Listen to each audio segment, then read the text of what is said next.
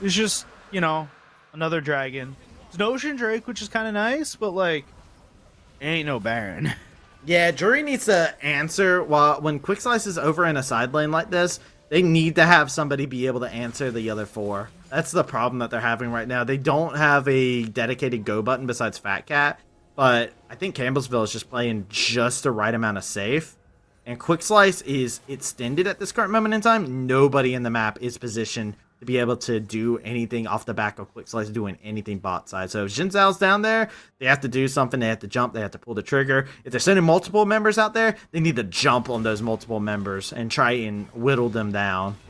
I think the big thing about Quick Slice this game is that he was the lead for so long. He probably still is that like 500, 600 gold lead that they have, but he's not infallible. He's not unkillable. It's not a to reference another game. It's not Cuz's 20 kill Kha'Zix or something like that, right? It's not something that can't be killed.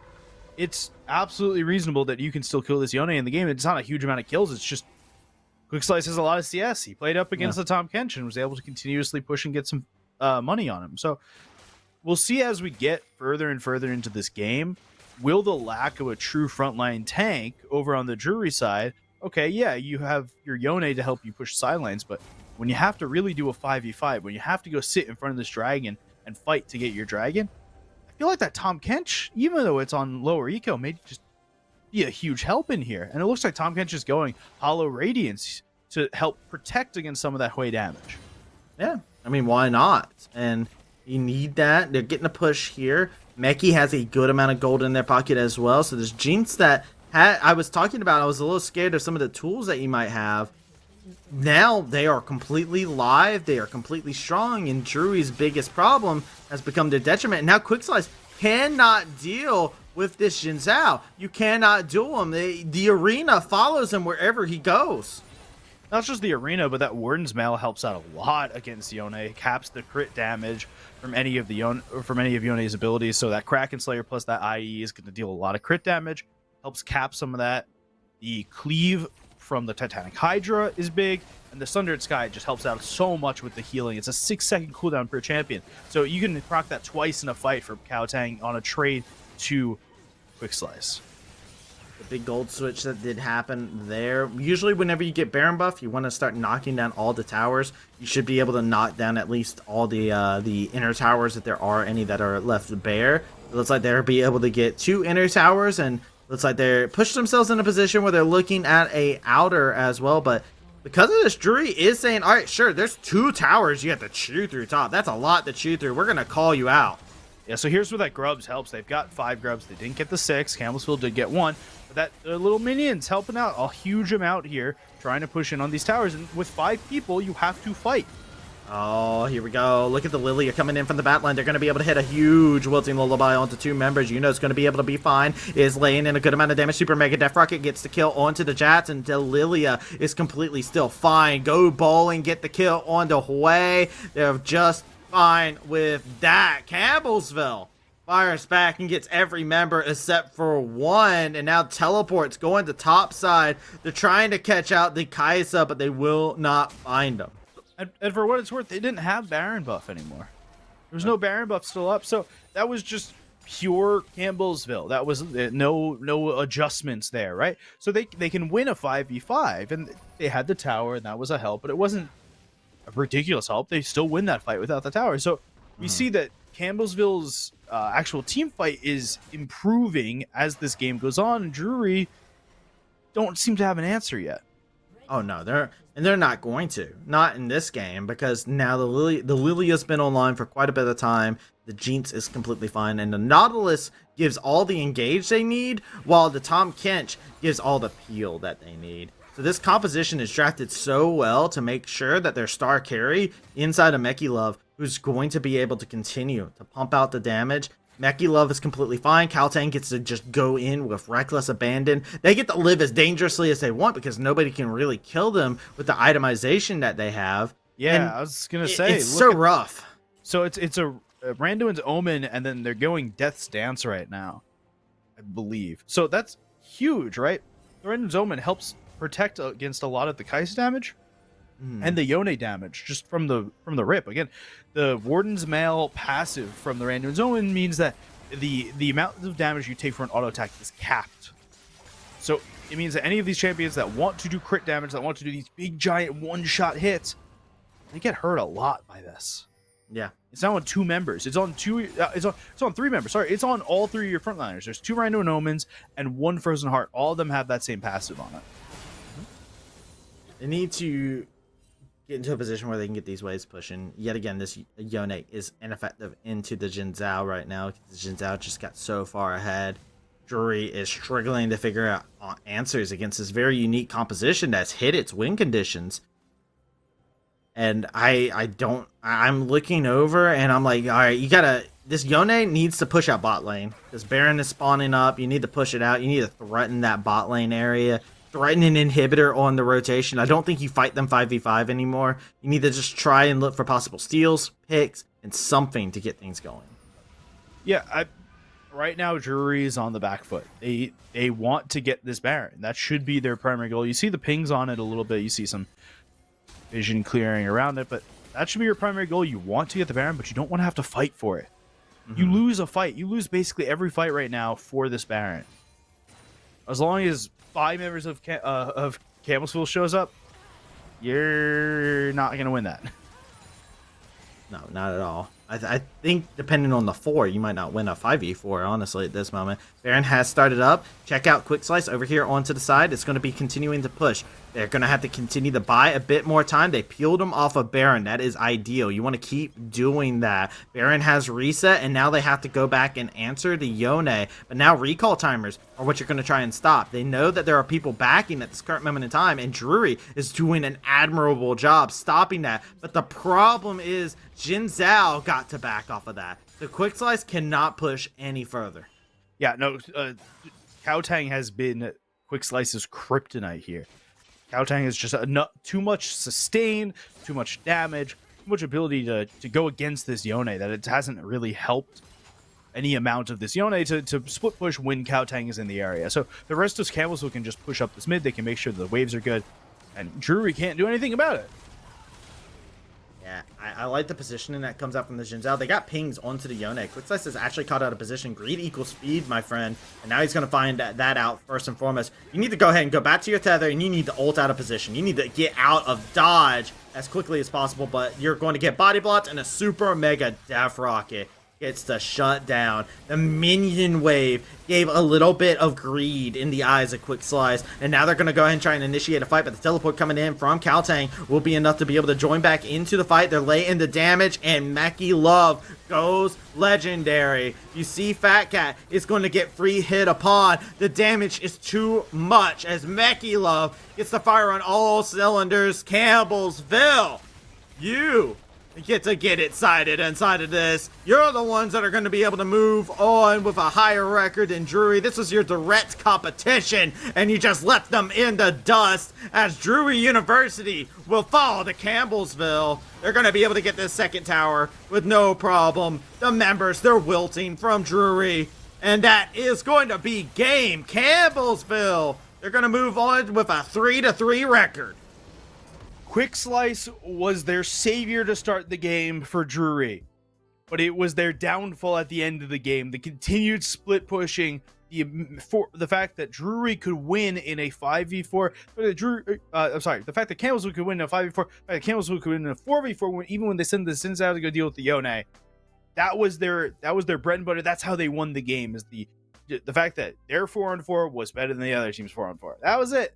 Yeah, I think the big thing for me, too, is just that one moment, right? If Quick Slice actually decided to finish that backing, and then just they keep repeating it, maybe you catch Campbellsville off, right? They had a hard time actually responding to that at Baron. You checked them on that. So I don't know. I feel like you look back at this game, if you're Drury, you still have tomorrow to come in and play, right? You look back at the game and you go, hey, maybe we should have just reset here. Maybe we should have just chilled. Maybe we should have just vibed. So, yeah, it is what it is. We're going to have an interview coming on up. But before we actually end up doing that interview, I did want to give a quick heads up to one of the articles that have been written out by Unified.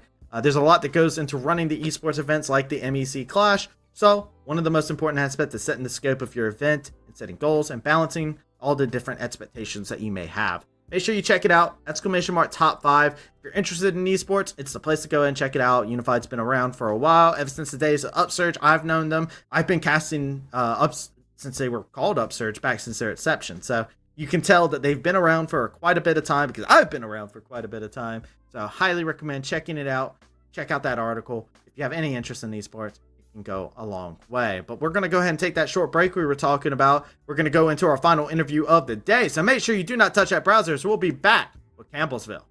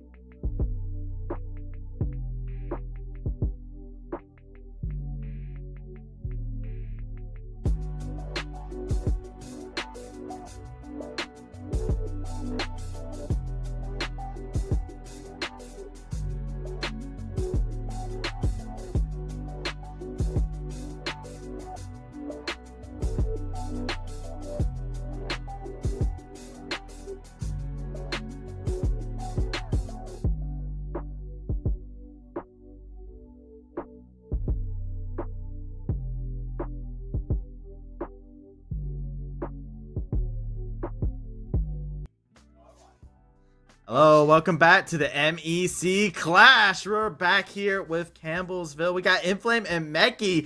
I gotta figure out a bot lane name for you guys, because y'all are devastating down there. Yeah. You guys have a name already picked out? Do you have a name you'd like to request? Request? Like a duo name. Duo name? Yeah. Call us, what should it be? You don't have one. Oh. We will call you the duo with no name. With no name, alright. Anonymous. All right, I gotta ask, first and foremost, this is gonna be a question for MEC, actually.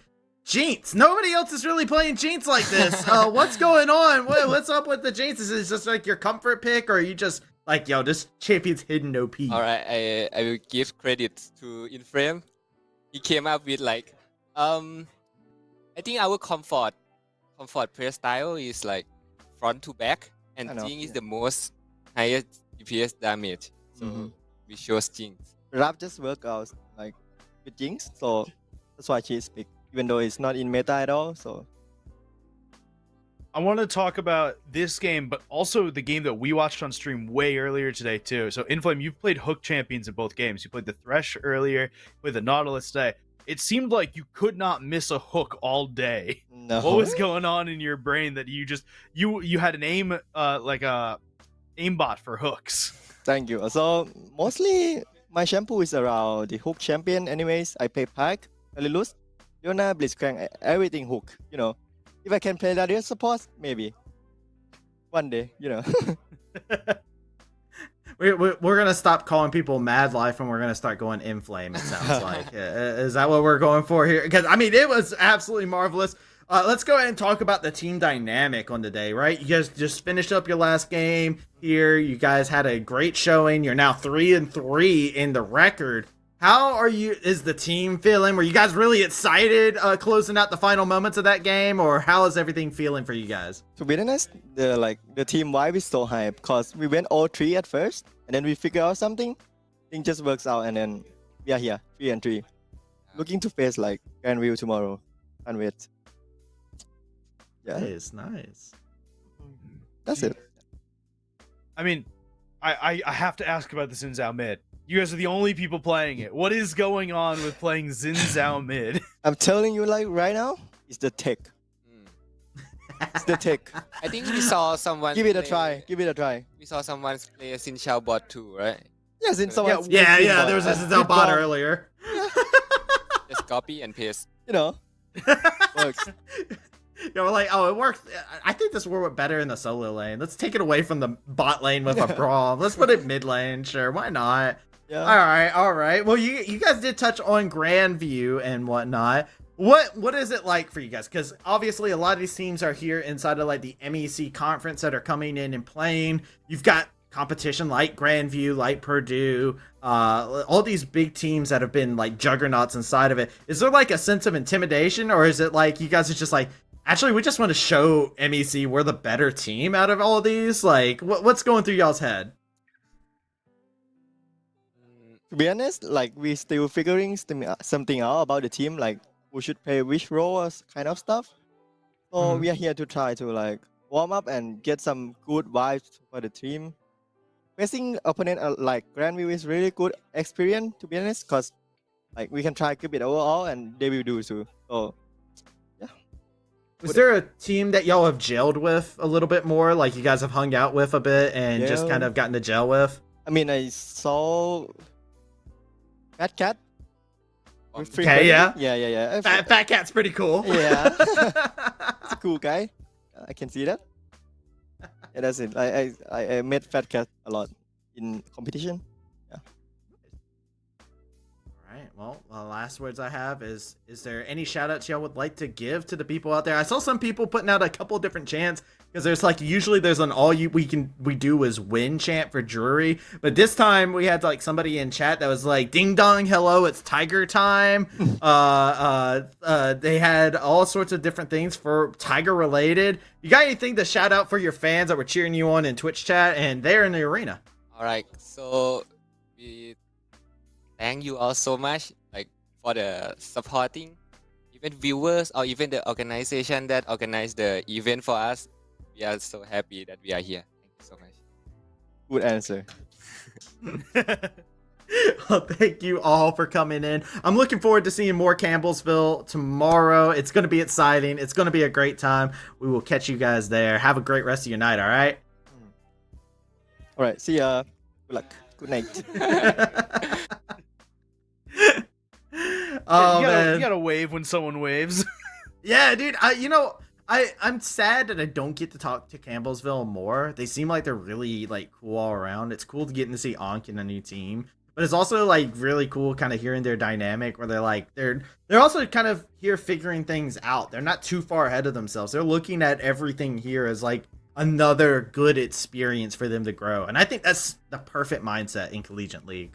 Yeah, I'm agreed. It's a place to learn and try stuff, right? Like, what do you have to lose? What? Who else is playing Xin Zhao mid and bot? Like, let's do it. Play it. Yo. Zhenzhao is the champion of MEC. Well, you need an MEC Zhenzhao skin now. Oh man, it's good. It's good. But hey, that finishes our day of casting here. It's been a long day. I want to give a shout out yet again. I gave one earlier on to Mac and Shibby for doing their Iron Man schedule where they were here for like 8 hours. Shout out to production who's been here for even longer, which is pretty cracked as well. So shout outs to them, shout outs to Unified for running the event and making sure that we're able to come out on stream, look pretty, and talk about the players. The most important thing here. Shout out to my co-caster as well for being along on the madness and surviving the journey with us. We're going to be back same time, same place for the stream. You'll be able to catch more. Mac and Shippy will start us off on the stream. We'll be coming in a little bit later, just like today. So make sure you tune on in tomorrow, and we'll catch you next time.